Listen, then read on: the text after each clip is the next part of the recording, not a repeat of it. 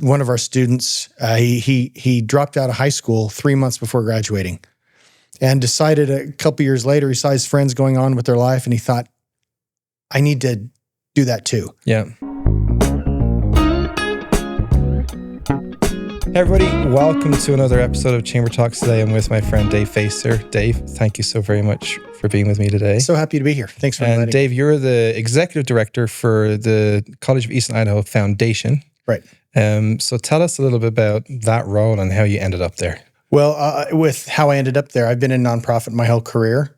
And so I started with Children's Miracle Network in Salt Lake City for a few years, and I came up to BYU, Idaho for about 16 years. Took another excursion down to Utah for 2 to be with Intermountain Healthcare Foundation, and back up here. It's been almost 6 years, almost to the day that I started at College of Eastern Idaho Foundation. And our mission is to change lives for generations. And we started out as a scholarship foundation, just specific to scholarships. But as the college grew and as it became the College of Eastern Idaho in 2017, the foundation was needed to play a bigger role with donations to the college. So that's what I am really focused on, and my staff as well. So for people that don't understand the necessity for having a foundation at CEI, give us a breakdown of how the College of Eastern Idaho is funded, and then how the foundation kind of helps with that. Right. So the College of Eastern Idaho is mainly funded by state appropriations. We also have Bonneville County is we're part of the taxing district, or that's part of our taxing district. We also have tuition that's income, but the largest portion comes from the state. Now, what we represent with the foundation is we represent what you would call the margin of excellence. We can do a lot of really good things, but with donations, we can become excellent. And there's a lot of examples around campus of what that looks like. Yeah. But we were started, we exist because the State Board of Education mandates with every public school, every public institution in the state of Idaho, that there's a separate legal foundation that manages all donations. Right. So that's the basics of why we exist, but we encourage and facilitate all donations to the college. And how do you go about raising funds for the school? Oh, all kinds of ways. I mean, a lot of it is people we know, networking, saying, hey, there's somebody I know who wants to make this kind of impact, or the kind of impact that you represent.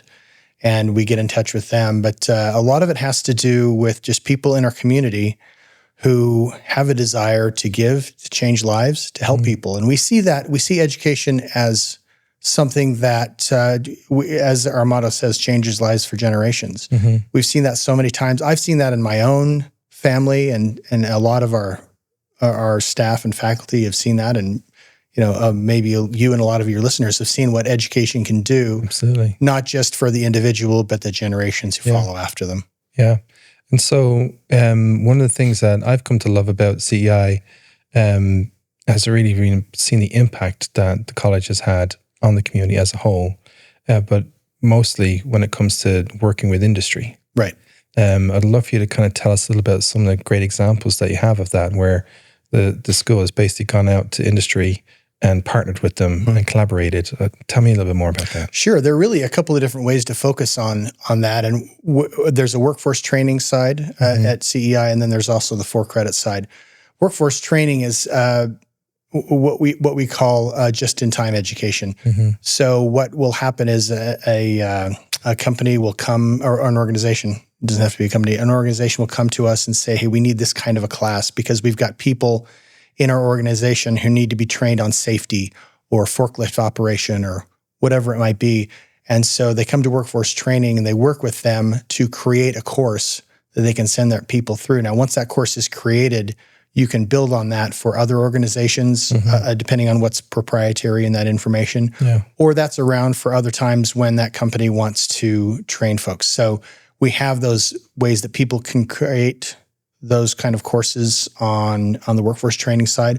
Also on the 4-credit side, actually the state wants us to have what's called a TAC, a Technical Advisory Committee.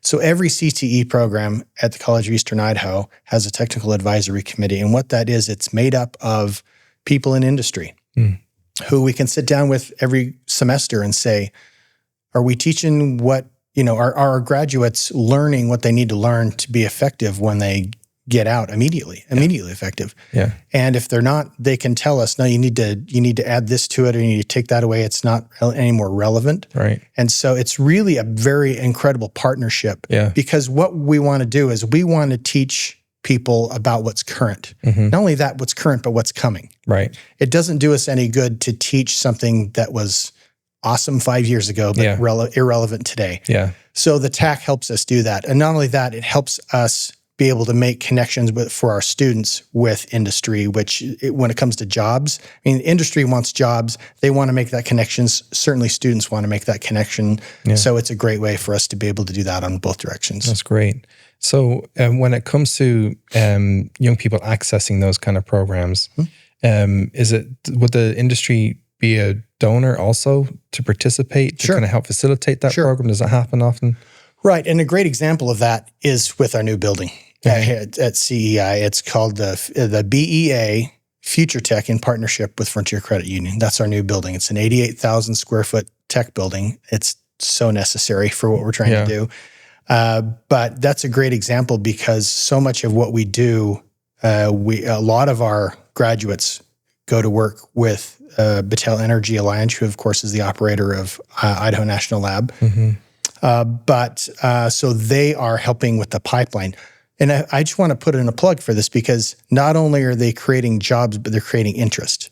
Because with that donation to name that building came seed money for what's being called the BEA STEM Institute. Okay. So it works with kids in high school and even into junior high to get them interested and find ways for them to succeed in STEM so they can gain confidence and go into those kinds of industries that are in such need right now. Yeah.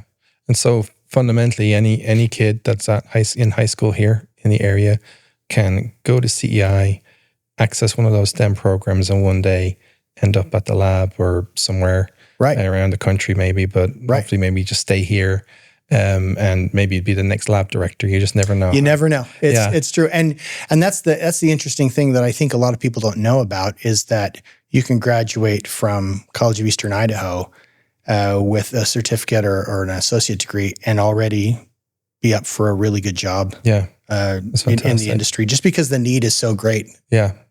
So tell us about how CEI is addressing the need. You know you've experienced significant growth. And with that comes lots of success, but also increasing challenges. So tell me a little bit about how you're addressing that and what you're experiencing right now. Well, I think there are a couple of different ways that we look at that. First of all, just so people understand what kind of growth we've been experiencing. When we were Eastern Idaho Technical College and became CEI back in 2017, we were serving in the neighborhood of about 1,500 to 2,000 students a year. Actually, no, I take that back. It was lower than that. It was in the 800 neighborhood. But this year we served over 4,560 about. And that's with the same size campus. Yeah. So we've had to be very creative on when we offer classes because we've got to marry that with industry need and timing because so many of our students are working right now. And then they come to class, and when's the best time for that? Well, after hours is a really good time for that. Yeah. So that's been really helpful and really important to be able to be creative on when we teach classes. The other way is to use our space a little bit more wisely, and then the final one, of course, is to grow our physical campus. Yeah. As I mentioned, that growth has happened on the same size campus that we've always had. Yeah. Which I think is give a high five to our people who schedule things and our faculty for making that work. Absolutely. Yeah. But our new building is needed, and we'll be able to serve about 1,000 students more a year based on that. Yeah. And so that'll be, if you look at that, that's in the neighborhood of 40,000 more technicians over, the next 40 years. That's amazing. Or more. Yeah. And do you think that people are really fully aware of what CEI actually is and what it does here in just the Eastern Idaho. The people who know us, yeah, they do. Yeah. They really do. They understand, they get what community college education is. I mean, not only are we a good deal, because we're about 150 a credit hour as opposed to some of the other institutions around, which are, 3 to 4 times that. Yeah, right.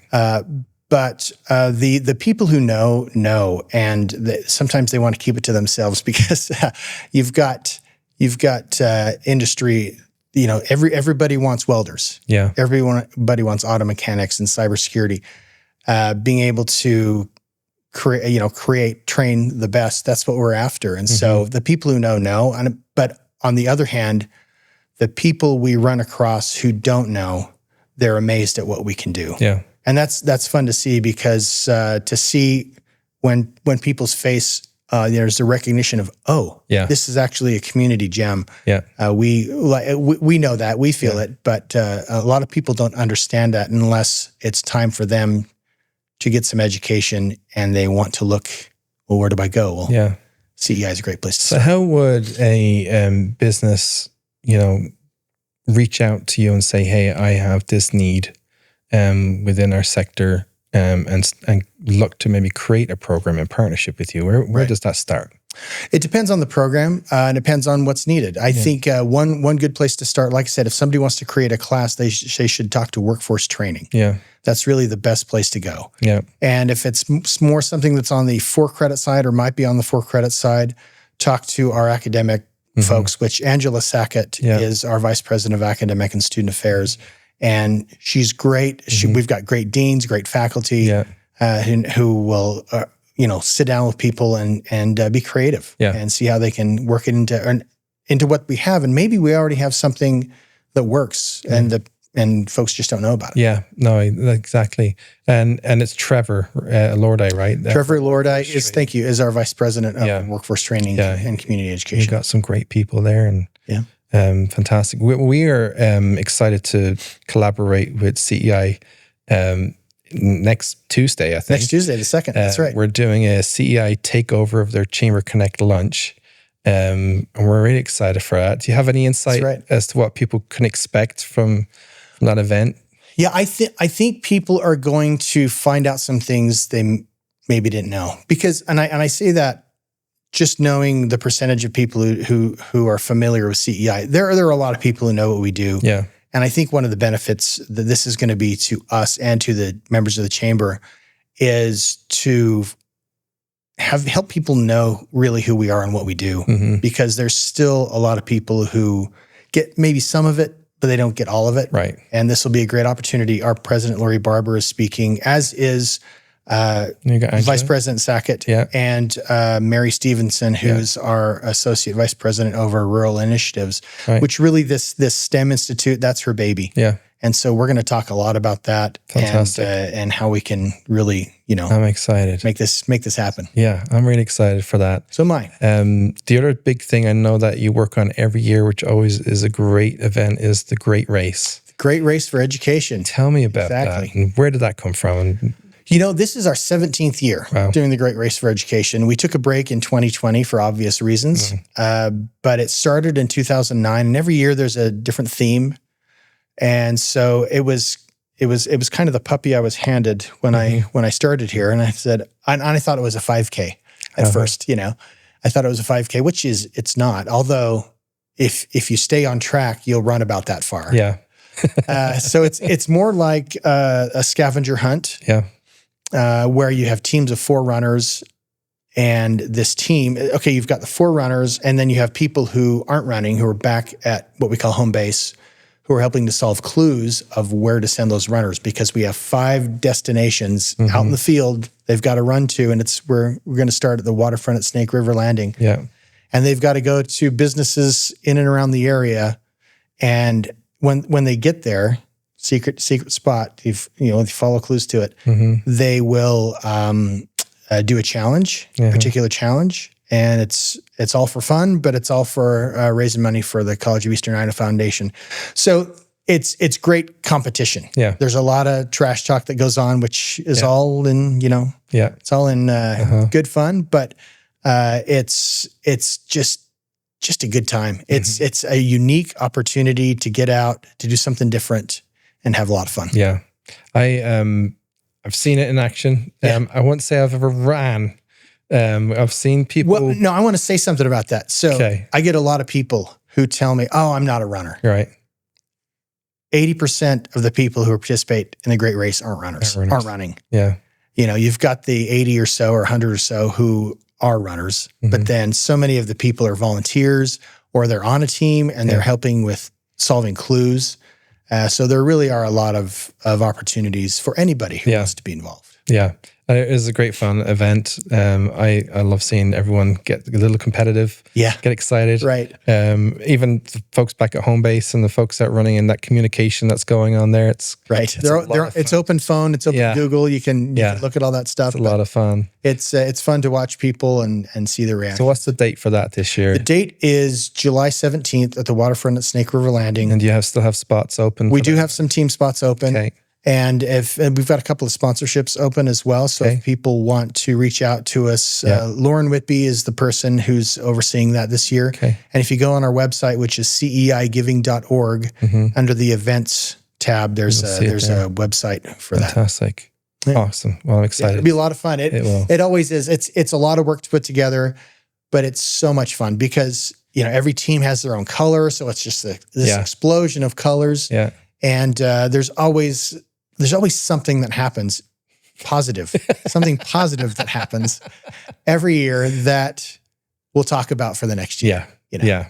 And you have a theme this year? Yes. The theme this year is Valhalla edition. Oh, so it's a Viking theme. Viking thing. Yeah. I don't think we've done that before. That should be a lot of fun. Which I found out something interesting. The height of an average Viking was about my height. Oh, really? 4'5"? No, what was... Close.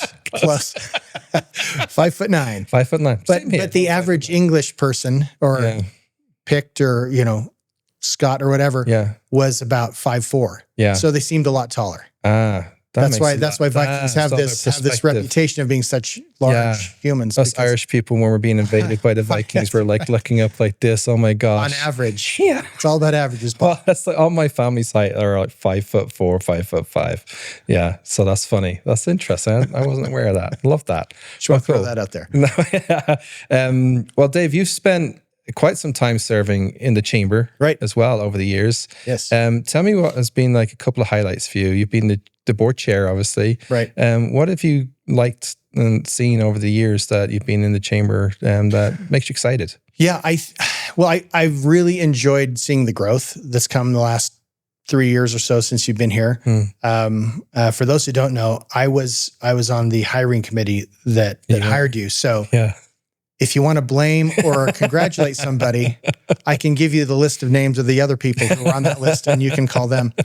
But so what I've enjoyed a lot, so much, is just meeting other people. There are a lot of really good people around this community, and it's been such a joy to be associated with them. And I've mentioned before at a chamber meeting that when I first started coming to like the chamber lunch, I didn't know a soul. I didn't know anybody.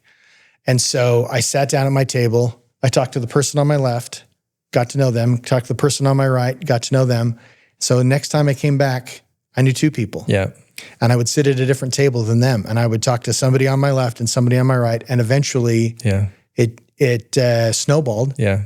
And I got to know more people that way. Awesome. But it's really a matter of what you put into it. Yeah. I think you get out what you put into it. And so you've got to make that effort. Yeah. Over the few years that you've been involved and have seen that growth, what has been like the funniest thing that you've seen? Oh, funny. Because I know you've got a great sense of humor and that you kind of see the funny side of life. So I'd love to hear what you think. Oh, I don't know if a funny thing, I don't know if I want to mention anything on any recording device. Yeah, true. That's a good point. Got to be careful. Yeah.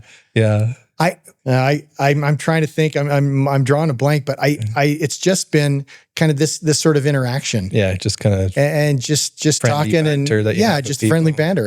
That's been really the most fun about and again, that happened because I knew somebody. Yeah, and I got to know them and they got to know me. And that worked out, in my favor. Yeah. Well, we just got a couple of seconds here. Just tell me, like, one big key takeaway that you'd love for people who are watching this episode to walk away with that they may have not known or learned about from CEI. What would be the one big takeaway you'd love for people to know? I think one of the big takeaways that people can know is the impact we have on people. Mm-hmm. And that's why I'm in this business. I love the impact we have on people. Let me just really quickly give a quick story. So we just started a new alumni association. Mm-hmm. And because of our alumni association, we've met a couple of wonderful people and heard their experiences with the College of Eastern Idaho. And just want to describe one of our students. He dropped out of high school 3 months before graduating, and decided a couple years later, he saw his friends going on with their life, and he thought, I need to do that too. Yeah. And he had this idea that he wanted to be a pharmacist from like 8th grade. Okay. And so he came to CEI and to the College and Career Readiness office and started asking questions about GED. Mm-hmm. And they said, well, why don't you take a GED test? And they talked, because they had talked to him about things, and they thought, like, you're smart enough, you can figure this out. So he took the test and passed it. And that was very encouraging to him. Mm-hmm. And he got other encouragement and validation from the staff there. So he enrolled as a student because it had become CEI. Mm-hmm.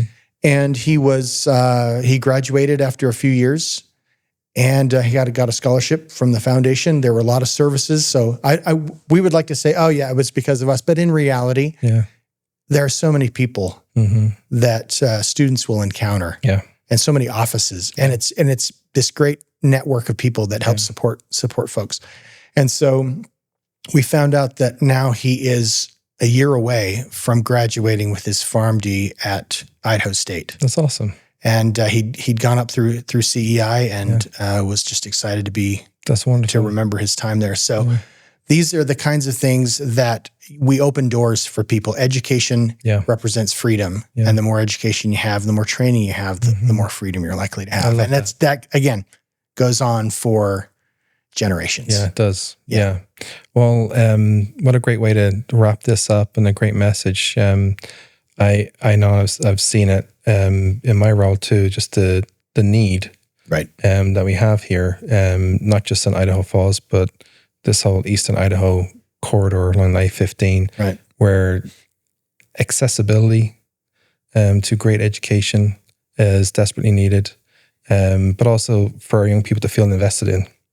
And to feel that there's a place here for them, and that they can find their career pathway through their educational pathway through CEI, and I really love that. And I learned that a lot from speaking with the former president, Rick Amon, and the current President Barber.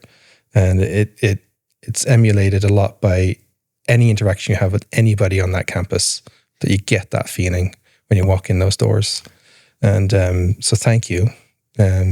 We've got really good people, and it starts with President Barber. Yeah, she's phenomenal. She is great. So thank you very much for being here today. Oh, it's been my pleasure. Yeah, it's been fun. It has been a lot of fun. So thanks so much. We'll get you again some other time. Okay, thanks, Paul. Yeah. Well, thank you everyone for tuning in to this episode of Chamber Talk. Today I've been with Dave Facer, CEI Foundation Executive Director. Hope it's been fun. We'll see you at the next one. Take